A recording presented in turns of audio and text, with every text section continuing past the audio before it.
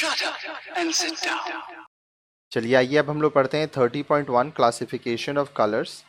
रंगों का वर्गीकरण करना सीखेंगे। There are numerous colours all around us. हमारे चारों ओर कई रंग हैं। The classification of these colours have been devised to organise and identify colours. रंगों को व्यवस्थित करने और उनकी पहचान करने के लिए रंगों के वर्गीकरण किया गया है, उनको क्लासिफाई किया गया है। A most familiar one is the 12 hue color wheel. We will see it in figure 30.1. अब देखिए, ये 12 रंगों वाले रंग चक्र से हम सब अधिक परिचित हैं। अभी हम लोग आगे देखेंगे। These colors can be classified either according to their origin or properties. ये रंग या तो उनके मूल स्रोत ओरिजिन या उनके गुणों के आधार पर, उनके प्रॉपर्टीज के आधार पर क्लासिफाइड वर्गीकृत बांटे जा सकते हैं। The most common classification R S follows. सबसे अधिक प्रचलित वर्गीकरण निम्नलिखित है। तो आइए उनको देखते हैं। Primary, secondary and tertiary colours. प्राथमिक, द्वितीयक एंड तृतीयक रंग। Warm and cool colours. गर्म और ठंडे रंग। न्यूट्रल कलर्स, जिसको हम लोग निष्प्रभावी रंग कहते हैं। फिर मेटालिक कलर्स। आइए इनके बारे में पढ़ते हैं। Primary, secondary and tertiary colours. तो सबसे पहला है प्राइमरी कलर्स, जिसको हम लोग प्राथमिक रंग कहते हैं। The primary colours are red, yellow and blue.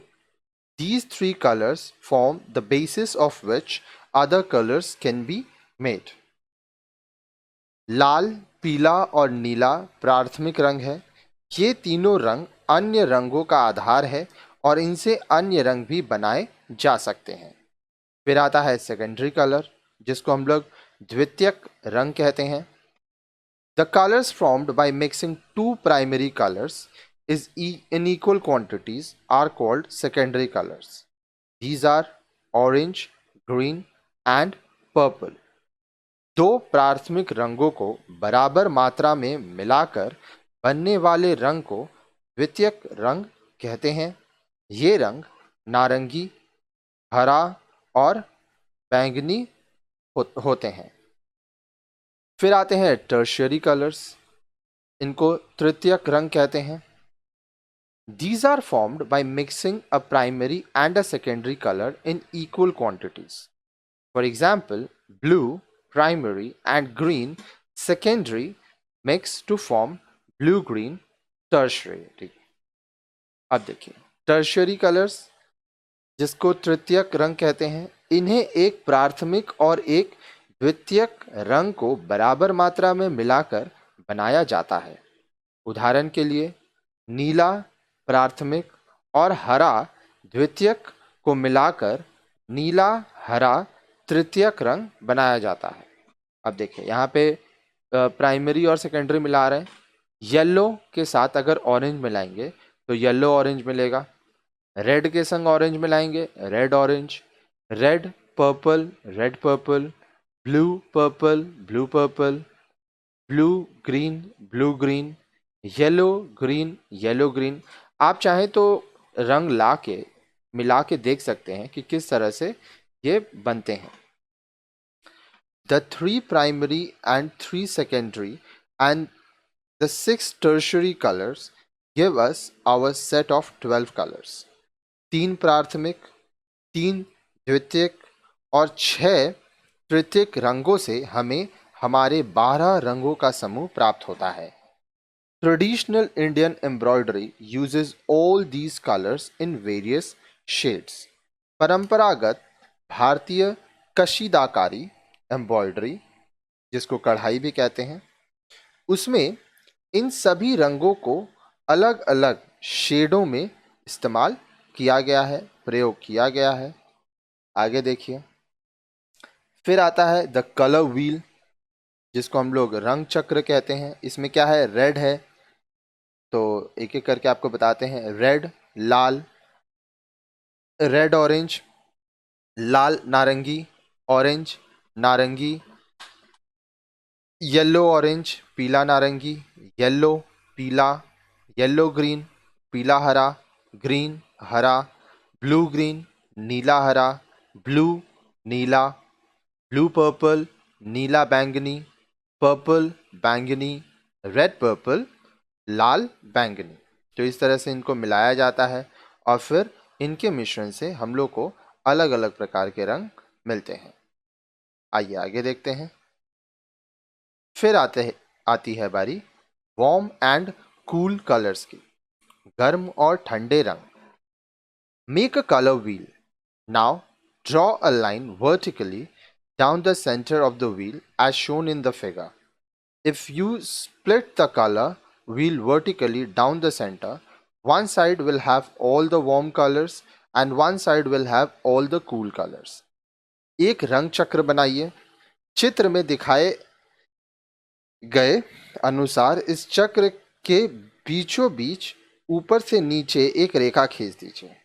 यदि आप इस रंग चक्र को ऊपर से नीचे की ओर बांटेंगे तो आप देखेंगे कि एक ओर गर्म रंग होंगे और दूसरी ओर ठंडे रंग। तो यहाँ पे आप देख पा रहे हैं इस तरह से। आगे आपको हम बताए थे red, red orange, orange yellow, yellow green, red purple, purple blue, purple blue, blue green, green, ये 12 हैं।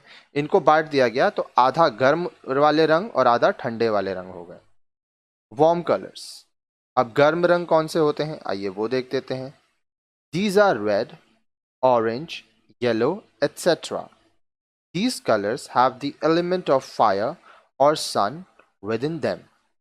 गर्म रंग लाल, नारंगी, पीला आदि हैं। इन रंगों में अग्नि या सूर्य का तत्व मिला होता है।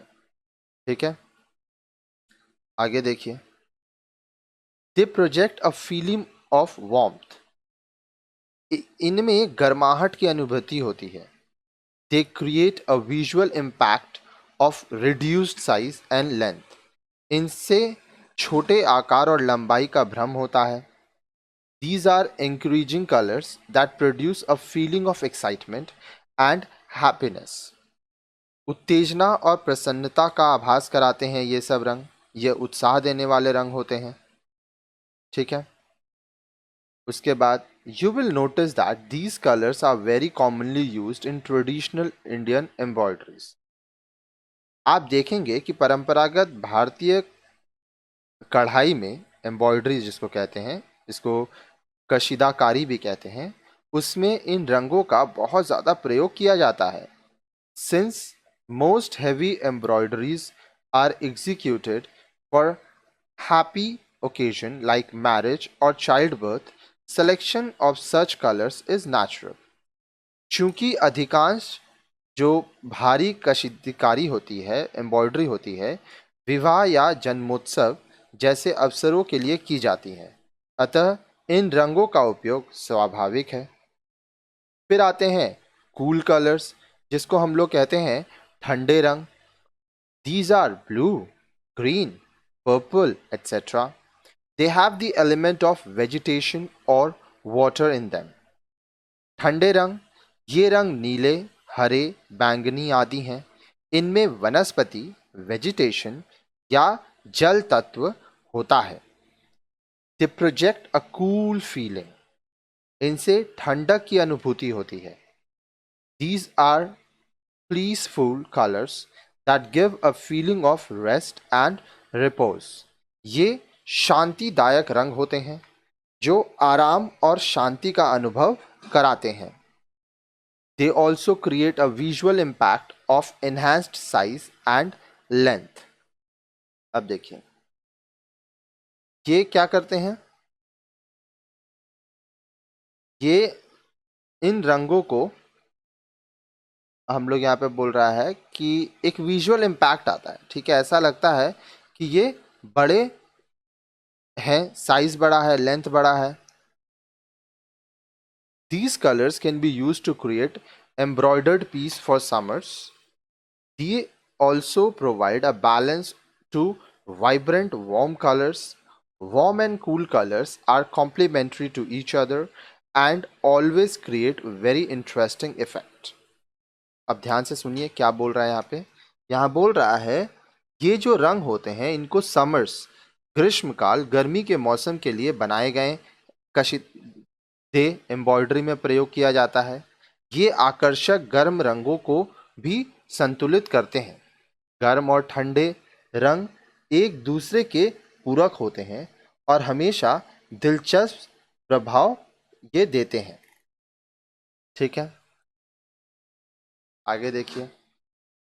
The warmth and coolness of colors like green and purple, which are formed by mixing one warm and one cool color, are dependent upon the amount of primary color used to prepare the secondary color.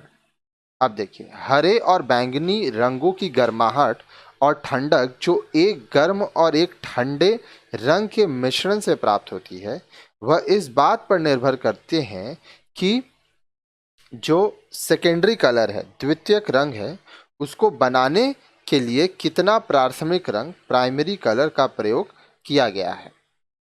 फिर आता है neutral colour, जिसको हम लोग कहते हैं निष्प्रभावी रंग। Did you notice that we have not talked about white, black, gray, brown, tan, beige, etc.? These are called neutral colors. क्या आपने गौर किया कि हमने अभी तक सफ़ेद, काले, स्लेटी, भूरे, तांबाई, हल्के पीले रंगों आदि के विषय में बात नहीं की है। ये सभी निष्प्रभावी उदासीन रंग कहलाते हैं। They are very important part of any embroidery. ये किसी भी कढ़ाई या कशीदाकारी का महत्वपूर्ण हिस्सा है। They form a very effective background for bright colors. Whenever we are not sure of a right color scheme, neutral colors come in very handy. अब देखिए, ये गहरे रंगों के लिए अत्यंत प्रभावशाली बैकग्राउंड देते हैं, पृष्ठभूमि देते हैं।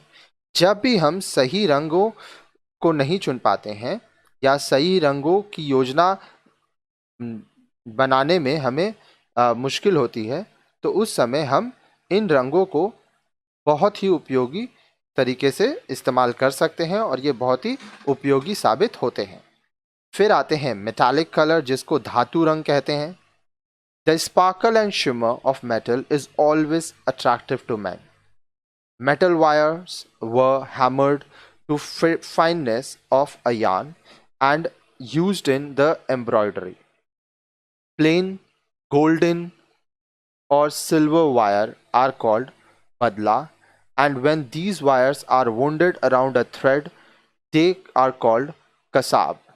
Spangles of metals are sitara, and tiny dots made out of badla are called mukaish. The days of using real gold or silver are now history.